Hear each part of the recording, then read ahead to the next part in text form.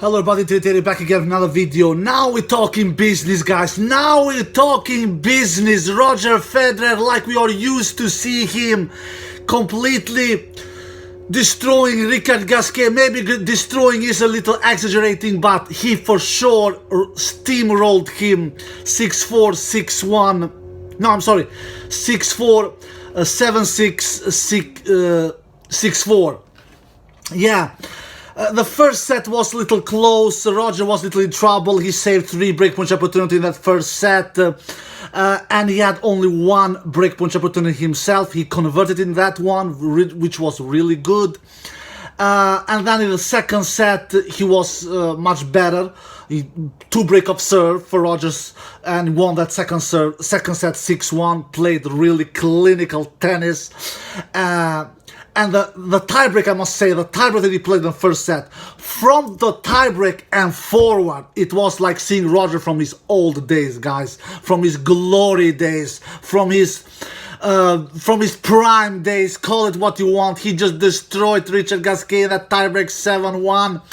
And after that, he never looked back, really. He was firing with his forehand. He was serving good, even though he didn't do tremendously many aces, which actually doesn't, he doesn't do many aces nowadays. He did 15, I believe, in the first match. He did only 10 in this match and 0 double fault, but he was serving, he was finding the spots. He had higher percentage of first service in compared with the first match, where he landed 58% first service in against Manarino. In this match against Richard Qasquet, he landed 65. Like I said, guys, he needs to be serving between 65 to 70% first service in, Roger, to have chances to go deep in the tournament.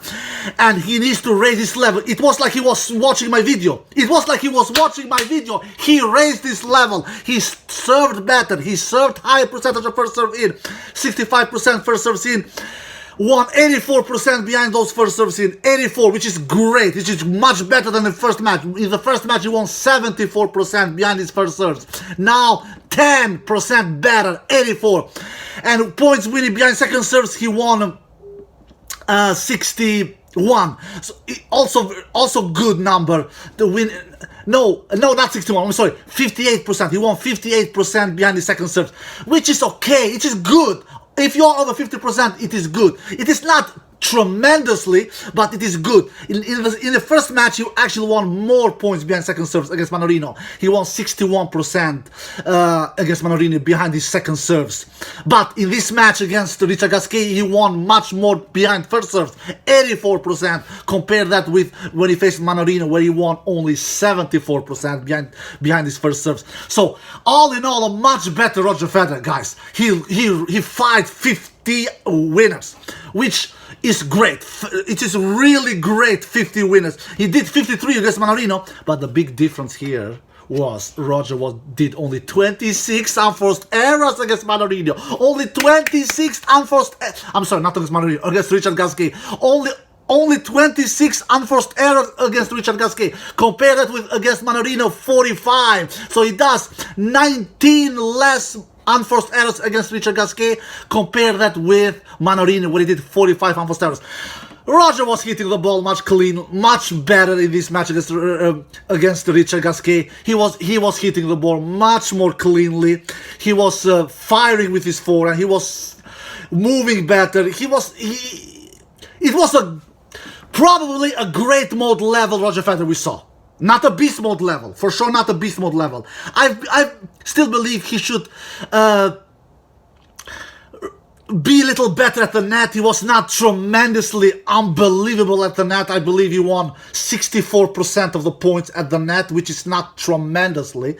He should be over 70% successful at the net. I believe he was 64% at the net. He created 6 breakpoint opportunities. He took 3 of them. That is great to be Roger Federer, because Roger Federer is super known to not be successful at taking his chances at breakpoints. He was 50% at converting breakpoints. 3 out of 6 opportunities he took. Richard Qasquet, on the other hand, he had 5 breakpoint opportunities. He didn't convert in any of them. Roger saved all of those 5 breakpoint opportunities he had against him. 3 in the first set, 2 in the second set, and 0 in the third set. Richard Qasquet did this okay match. He's Richard Qasquet is finished. Let's honest. And Richard Qasquet doesn't bother Roger as Mannarino. Mannarino's a grinder. Mannarino hit much more flatter, especially with his backhand. Richard Qasquet has more topspin, and that topspin gives Roger much more time. Richard Qasquet he plays tennis with his right hand. Roger usually, historically, has much more tougher times against left players like Nadal, like Kofner. We saw how difficult Roger had against Kofner in that match at French Open.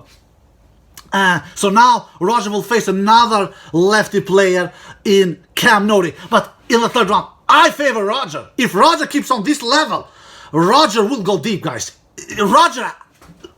Roger's destiny at this tournament, it is his racket. It all depends how his level will be. If he plays this kind of a great mode level, he will go to that final. He will go to that final. He is such good at taking so much time away from his opponents.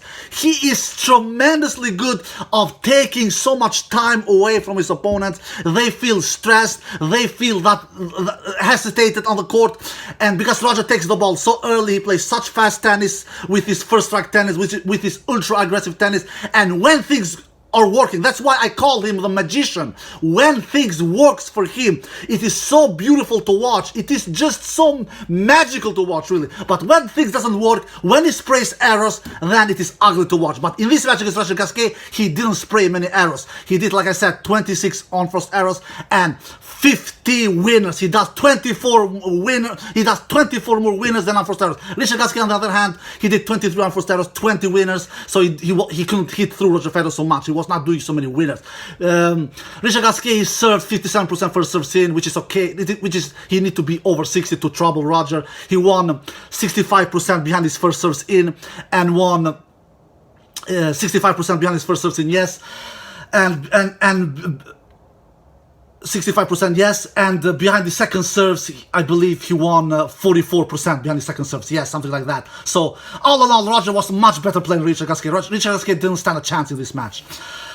Yeah, much better performance from Roger Federer than in the first match for sure. Some other clashes Nick Kyrgios went through in 3 straight sets with that Italian dude that we have never heard about, Magar. Nick Kyrgios, 48 winner, 29 aces, my dear God, and only 1 double fault, and only 11 unforced errors from Nick Kyrgios.